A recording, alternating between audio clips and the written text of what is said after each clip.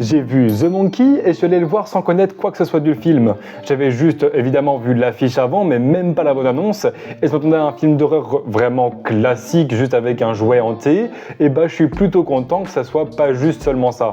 En fait, à la base, c'est thriller horreur, c'est un jouet hanté qui tue des gens comme on a l'habitude d'en voir avec Chucky, avec Annabelle, etc.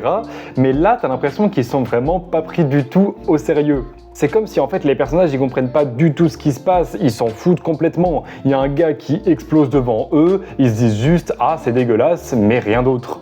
Et j'avoue que ça c'est à la fois une qualité et un défaut du film, parce que d'un côté ça rend le truc fun, ça appuie sur le côté humour, c'est moins horreur, c'est vraiment genre gore humour avec quelques phases un petit peu de stress, mais sans vraiment que ça fasse réellement peur. Mais défaut aussi parce que ça a un peu tendance à te sortir du film. Tu te poses la question, mais pourquoi est-ce qu'il réagit pas alors qu'il y a 3 personnes qui viennent de crever devant lui ? C'est pour ça que je trouve que c'est une proposition plutôt intéressante. Bonne ou mauvaise idée, je sais pas trop, on verra ça avec les notes, mais quoi qu'il en soit, ils ont essayé. En ce qui concerne le singe, donc le jouet, c'est vrai par contre qu'il a une sale tête, ça donne vraiment pas envie de jouer avec lui, alors qu'en plus, je crois que c'était un vrai objet, un vrai jouet qui existait dans les années, je sais pas, 40, 50, 60. Il fait partie de ces jouets qui sont complètement horribles, mais qu'à l'époque, ils s'en foutaient totalement, mais que maintenant, t'offres ça à un enfant, il pleure directement.